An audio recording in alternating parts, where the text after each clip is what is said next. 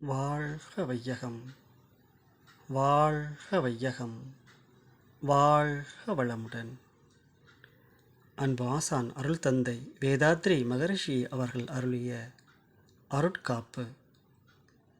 அருட்பேராற்றல் இரவும் பகலும் எல்லா நேரங்களிலும் எல்லா இடங்களிலும் எல்லா தொழில்களிலும் உறுதுணையாகவும் பாதுகாப்பாகவும் வழிநடத்துவதாகவும் அமையுமாக.